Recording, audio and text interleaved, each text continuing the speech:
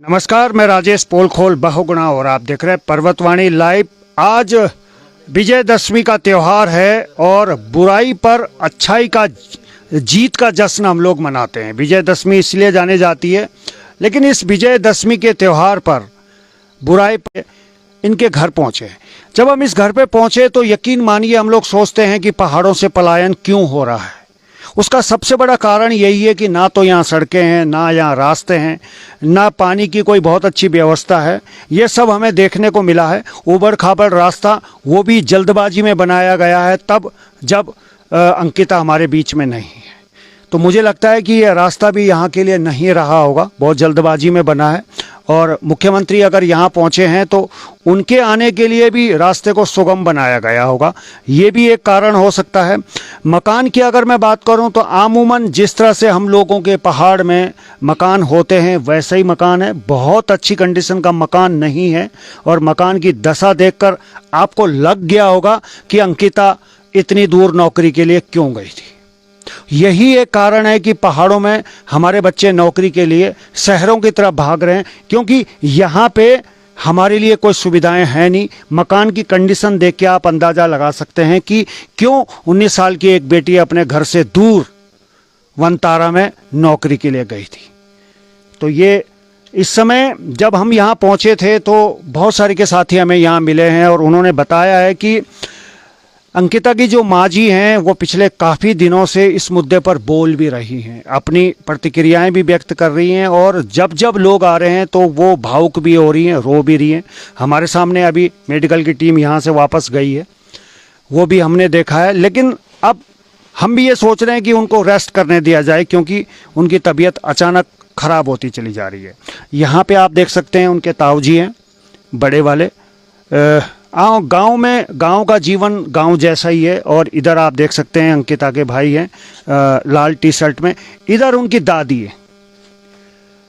अंकिता बहुत सारी की चीज़ें छोड़ गई है, बहुत सारी की चीज़ें पीछे छोड़ गई है। एक यादों के तरह ही कह लूँ या एक सबक हमारे लिए सिखा गई है। बहुत सारे के लोगों को यहाँ अपने घर बुला गई है, वो रुला गई है उन सभी को जिन्हें उत्तराखंड से प्यार है। 2 अक्टूबर को हमने उत्तराखंड बंद का भी ऐलान किया था। जिन लोगों ने बंद में साथ नहीं दिया है वो इस बात को सोचें और समझें, लेकिन जिन्होंने बंद में सहयोग दिया था उनका बहुत बहुत धन्यवाद है। इधर आप देखिए तमाम मिलने जुलने वाले यहाँ पहुँच रहे हैं और इधर एक बूढ़ी दादी की पथराई आँखें, वो सोच रही हैं, समझ रही हैं कि आज 19 साल की एक नातिन उनके साथ नहीं है, उन्होंने खो दिया है अपनी नातिन को। और ये पूरा परिवार आज उम्मीद में है कि इस परिवार की जो बेटी यहाँ से हमारे बीच से गई है उसको इंसाफ कैसे मिलेगा। सोशल मीडिया की अगर मैं बात करूँ तो लगातार मांग उठ रही है साथियों के द्वारा कि फांसी की सज़ा उन्हें मिलनी चाहिए। लेकिन दूसरी तरफ पुलिस की अगर मैं बात करूं तो रिमांड भी 3 दिन की पूरी नहीं हुई। 1.5 दिन की रिमांड जहां तक मुझे जानकारी है, हो सकता है कि मेरी जानकारी पूरी ठीक ना हो, लेकिन ऐसा भी नहीं है। फिर उन्हें जेल भेज दिया गया है। तो इधर मैं थोड़ा कैमरामैन को कहूँगा कि थोड़ा और आगे आ जाएं।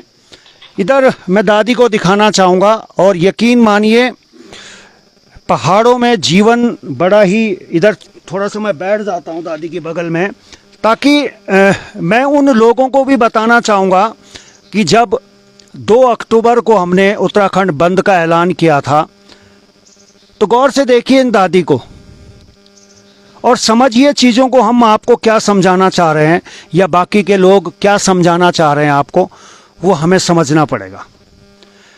और 1994 के बाद ये पहला ऐसा मामला है जो अंकिता भंडारी को लेके पूरा पहाड़ एकजुट हुआ है।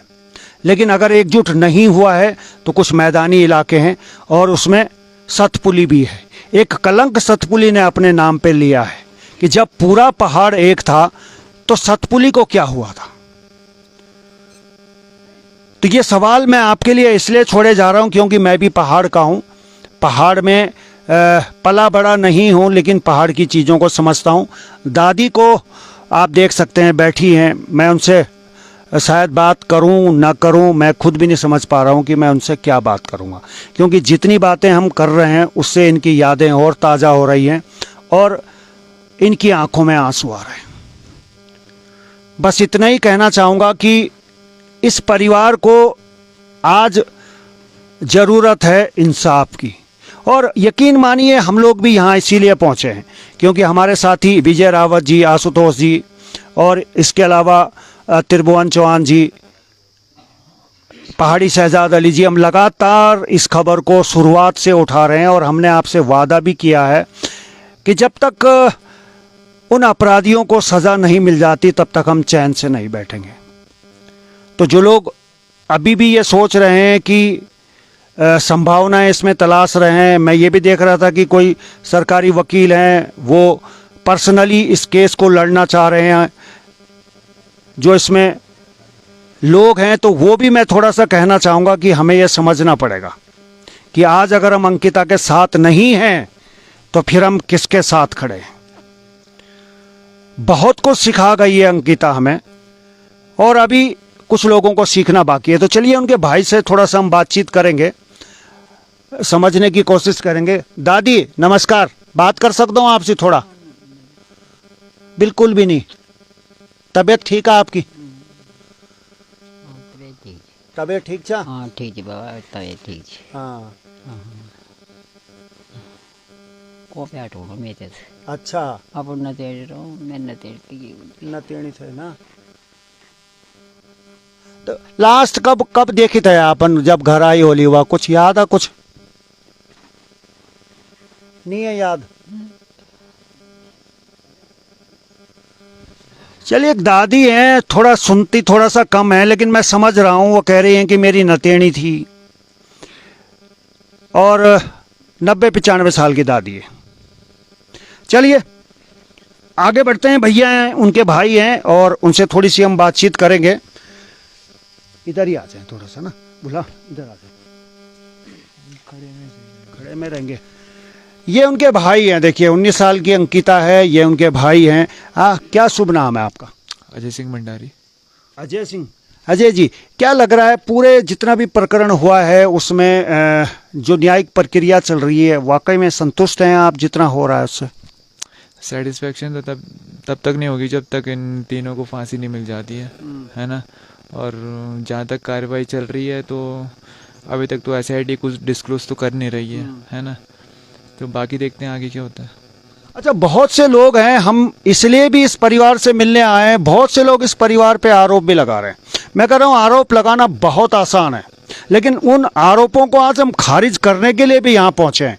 मज़ा तो तब है जब आप इस परिवार के साथ खड़े होइए ना।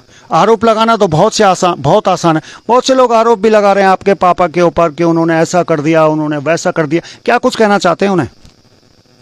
पीठ पीछे से तो हर कोई बोलते हैं ना, सामने जैसे कोई देखता है तो तब जाके चीज़ें पता चलती है कि कैसे रियलिटी क्या है। तो मैंने समझता हूँ कि उनको कुछ बोलना मेरे को पड़ेगा, क्योंकि जो चीज़ें देख रहे हैं लोग वो अपना भी समझ जाएंगे कि क्या है क्या चीज़ें नहीं है। तो अंतिम बार कब इस घर में आई थी अंकिता? वो तो यहाँ से 28 को निकली है ना।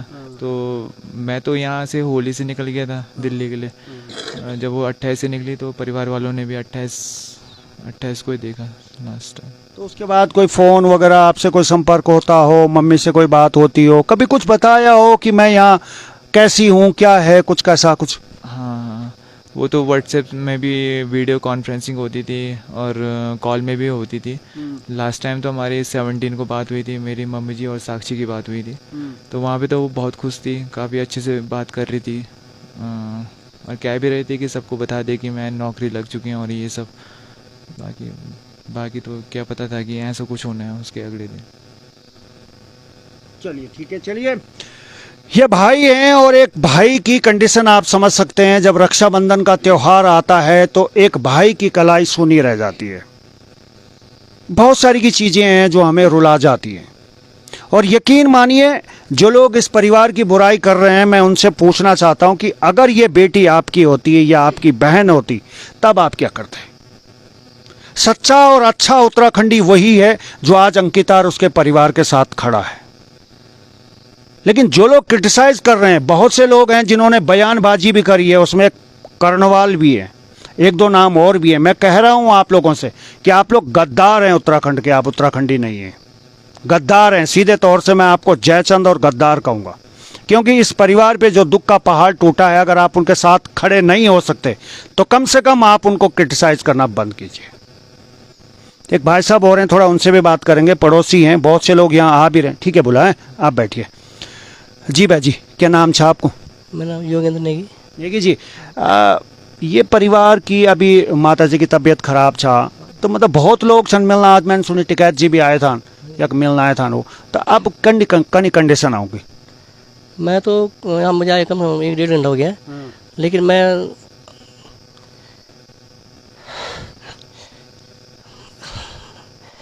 हिम्मत नहीं पड़ी जाने की। देखिए, इतने भावुक हो रहे हैं कि उनकी हिम्मत नहीं हो रही है उस कमरे में जाने की, और वहाँ उनका कमरा है। और अभी भी मैं फिर कह रहा हूँ कि इनकी भावुकता को देखिए, जिस तरह ये भावुक हो रहे हैं, और अपनी भावनाओं को आप समझिए जो लोग इस परिवार को क्रिटिसाइज कर रहे हैं। यकीन मानिए, मैं फिर कह रहा हूँ कि आप लोग गद्दार हैं, जयचंद है। साथ खड़े नहीं हो सकते तो कम से कम इनकी आंसुओं की, इनकी भावुकता की कीमत को समझिए। ये उत्तराखंड के लिए वाकई में शर्मसार करने वाली घटना है, और धन्यवाद है डिजिटल मीडिया का जिसने इस खबर को यहाँ तक पहुँचाया है। वरना आज केदार सिंह भंडारी की तरह अंकिता भंडारी का केस भी मिसिंग में ही गिना जाता। तो आप अभी यहाँ एक बार भी नहीं गए? नहीं, मतलब 1-1.5 घंटा हो गया, तो फिर जैसे मैंने सुना कि तो तबीयत ख़राब है, तो मुझे लगा कि हो सकता है कि कहीं ऐसे आने जाने से कहीं उनकी तबीयत और ज़्यादा ख़राब हो जाए। तो मैं इंतजार कर रहा था कि मैंने मतलब जो उनके पिता हैं वो मेरे बचपन के दोस्त भी हैं, और उनके साथ मेरा बहुत अच्छा मतलब वो बीता उनके साथ। तो मैंने सोचा कि कम से कम थोड़ा उनसे ज़रा थोड़ा मिल जाता मैं। लेकिन मैं अंदर जाने का ये है कि उनकी मम्मी है, तो थोड़ा ये लगता है कि ज़रा उनको कहीं धीरे धीरे से लोग मिलने के लिए आ रहे हैं, तो मुझे ये लगा कि हो सकता है कि उनको ज़रा धीरे धीरे या उनको और ज़्यादा सताते रहे, और उनको ज़रा कहीं तबीयत कहीं और ख़राब हो जाए। तो मैं काफ़ी देर हो गई यहाँ पे। चलिए, 9 माह जिस माँ ने कोख में रखा है, उसकी हालत क्या है ये आपको समझना पड़ेगा। जिस बाप ने बड़े नाजों से अपनी बेटी को पाला है, उस बाप की हालत को भी हमें समझना पड़ेगा। और यकीन मानिए, हम उत्तराखंडी हों और हम अच्छे से ये बातें समझ रहे हों, क्योंकि पहाड़ी जो लोग छन, पहाड़ का जो लोग छन, सीधा साधा भोला भाला होदान, और हम भी कतई नहीं चाहता हूँ कि हमारी वजह से वो दीदी और परेशान हो। तो सिर्फ हमारो मकसद या कौन को यही था कि हम लोग ये मुहिम तय रुकन न दें, समाप्त न होने दें, और लगातार जब तक वो तीनों अपराधी जनता की मांग पर और कानूनी प्रक्रिया के तहत उन्हें सजा नहीं मिलती, तब तक हम लोग भी चैन से बैठने वाले नहीं हैं। ये वादा है हमारा, और इस वादे को हम पूरा करेंगे जितना भी हमसे हो सकेगा। इधर थोड़ा सा दिखाना चाहूँगा, छोटा सा दरवाजे का एक कमरा है, यहाँ इनकी मम्मी है।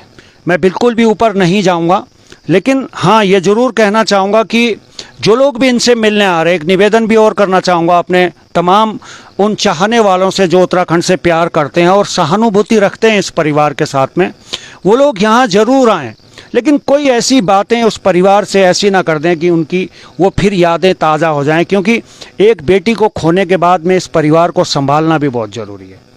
कोई ऐसा मामला या कोई ऐसा वाक़या ना हो जाए जिससे कि इनकी तबीयत और बिगड़े। तो एक बार तमाम जो चीज़ें हैं वो आपको दिखाना चाहूँगा। इस परिवार का पूरा घर है, इधर छोटे गाय के बच्चे भी मुझे दिख रहे हैं, इनके गाय जानवर भी हैं, लेकिन बहुत अच्छी कंडीशन में ये परिवार नहीं है, और शायद इसीलिए अंकिता इतनी दूर इस परिवार के भरण पोषण के लिए गई है, और वो शिकार हुई है उन नर पिशाच भेड़ियों का, जिनकी फांसी की सज़ा के लिए तमाम जो हमारे उत्तराखंड के जनमानस हैं वो लगातार आवाज़ उठा रहे हैं। तो चलिए, फिलहाल अभी के लिए बस इतना ही। देखते रहिए पर्वतवाणी।